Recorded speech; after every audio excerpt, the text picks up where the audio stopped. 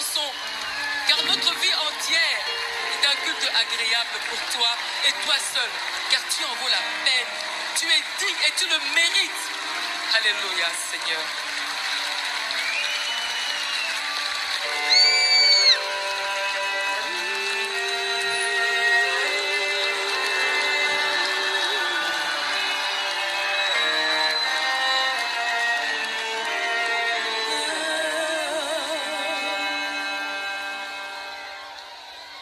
Des temps à passer dans l'intimité, rester à tes côtés pour l'éternité, être brisé par les Écritures, offrir ma vie comme une monture, c'est là mon désir pour ton plaisir, c'est pourquoi je viens.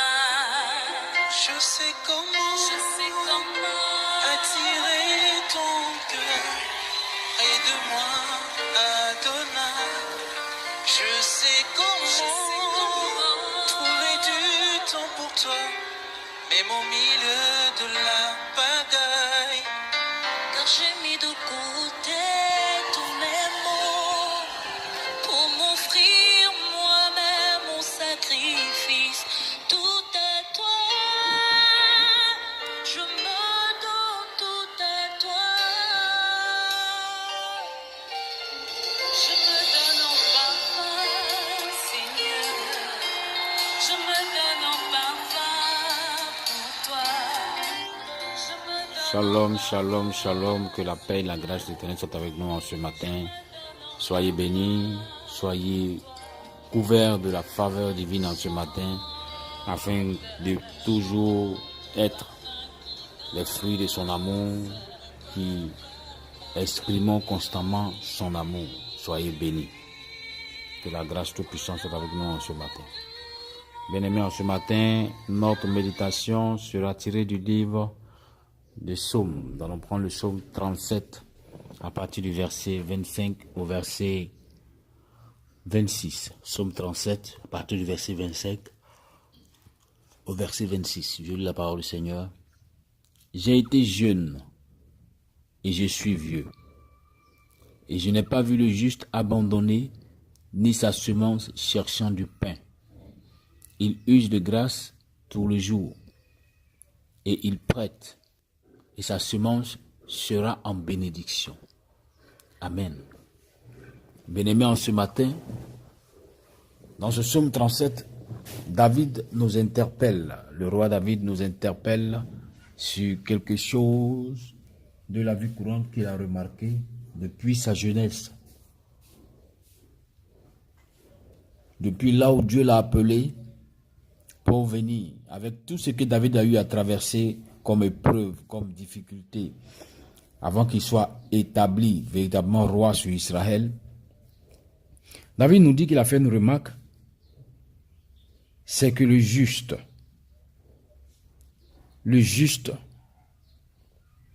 n'a jamais vu que la semence du juste a été abandonnée, ni la semence du juste est restée à mendier son pain.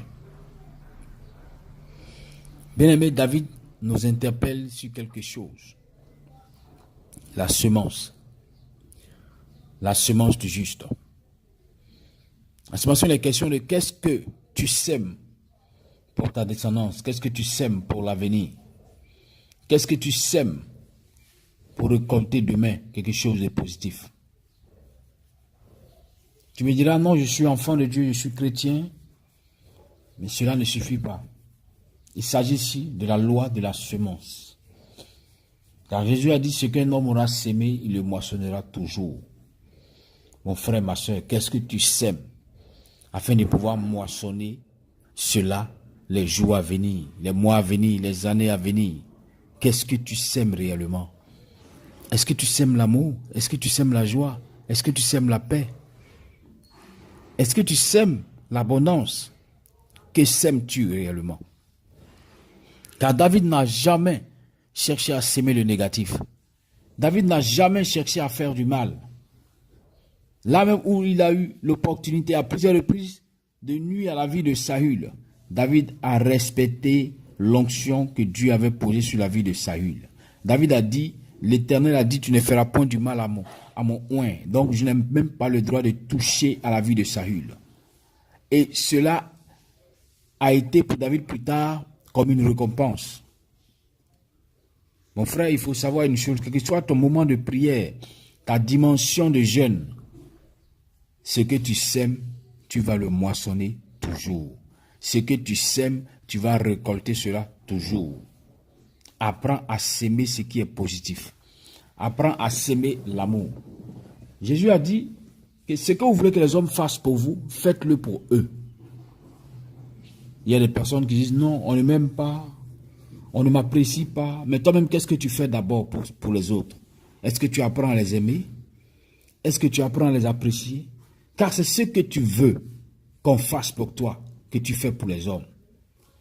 Comme physiquement, quand je cherche à faire un champ, si j'ai une parcelle que je veux faire un champ, si je veux que mon champ me donne du maïs, je vais commencer à semer des graines de maïs dans mon champ.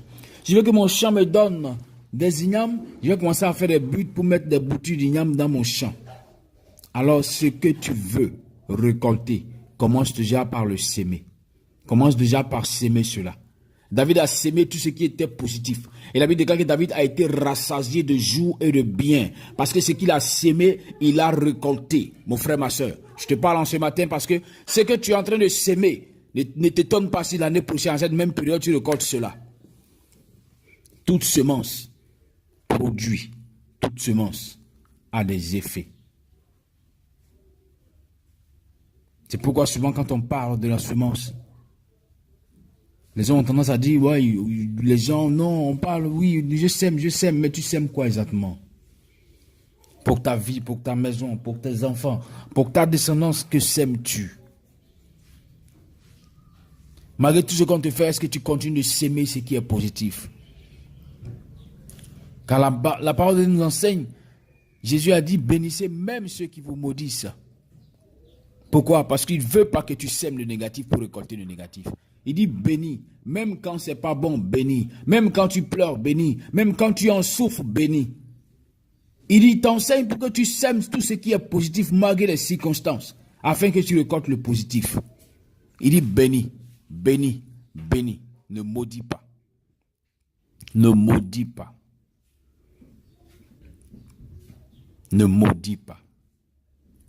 Car si tu sèmes la malédiction, tu vas récolter la malédiction. Les hommes pourront faire ce qu'ils veulent de ta personne. Ils pourront faire ce qu'ils veulent pour te faire souffrir. Mais ne copie pas, ne suis pas la voie des hommes. Suis la voie de l'Éternel. Suis les principes de la parole divine. Bénis même ceux qui te maudissent. Bénis. Même si tu en souffres, bénis. Car tu es aujourd'hui en train de pleurer parce que tu acceptes de bénir ceux qui te maudissent. Mais demain tu pourras rire. Car chaque chose a son temps. Il y a un temps pour pleurer, mais il y a aussi un temps pour rire. Alors, si tu pleures aujourd'hui parce que tu es en train de s'aimer la bonne semence, demain tu pourras pleurer de joie parce que tu es en train de récolter le fruit de la bonne semence. Ne regarde pas ce que les hommes t'ont fait. Ne regarde pas ce que les hommes auront pu continuer de faire dans ta vie, mais regarde à ce que la parole de Dieu te donne comme exemple, comme instruction. C'est pourquoi Samuel dit, l'obéissance vaut mieux que le sacrifice. Mon frère, est-ce que tu obéis comme il se doit à la parole du Seigneur? Est-ce que souvent tu ne te laisses pas conduire par les hommes? Tu dis, mais comme ils ont continué et qu'ils continuent de le faire, moi aussi je vais faire comme eux pour leur montrer que je suis ainsi. Non, ne cherche pas à montrer quoi que ce soit à qui que ce soit. Ne cherche pas à prouver quoi que ce soit à qui que ce soit, mais laisse le Seigneur transformer ta vie. Accepte de passer par ces situations. Accepte d'être une source de bénédiction et non pas une source de malédiction. Accepte de bénir pour que ta semence ne mendie pas son pain. Accepte de bénir pour que ta semence soit toujours arrosée par la grâce du Seigneur. Si en ce matin, le Saint-Esprit a permis que nous parlons de ce sujet, il a certainement quelque chose qu'il veut apporter à ta vie. Si le Seigneur a permis que nous parlons de ces choses, il y a forcément quelque chose qu'il veut t'accorder. La Bible déclare que l'Éternel use de grâce tous les jours. Oui. Il use de grâce à la vie de ceux qui acceptent de marcher dans sa justice. Il use de grâce sur la maison de ceux qui acceptent de laisser la semence divine grandir en eux. Oui, car sa bénédiction s'attache toujours au juste. Reste dans la vision, reste dans la parole, vis la parole, expérimente la parole. Ne laisse pas les hommes te changer ou te retirer de la voie du Seigneur. Non. C'est pourquoi dans le psaume 119, il dit, ta parole est une lampe, une lumière au devant de mes pieds, sur mon sentier, pour m'éclairer. Laisse la parole de Dieu t'éclairer. Accepte de s'aimer que le positif. Accepte de s'aimer que ce qui est bon. Accepte de s'aimer que ce qui vient de la parole du Seigneur. Et tu verras ta descendance être dans l'abondance. Tu verras ta descendance être dans la prospérité. Avant même qu'on ne parle de descendance, toi-même tu vas commencer à expérimenter ces choses dans ta vie. Car si tu as sémé, tu vas récolter. Et bien aimé, quelle que soit la semence, il y a toujours une récolte qui suit. Il y a toujours un fruit qui en sort. Je prie que tu sèmes tout ce qui est positif en ces temps de la fin de l'année, en ces périodes-là. Sème ce qui est bon, afin que demain, l'année qui suit, les mois qui suivent, tu puisses récolter le positif. Que la grâce et la paix de l'Éternel Adonai soient avec toi. Que son amour ne te laisse pas. Sois inondé de la grâce divine, sois béni, sois béni, sois béni.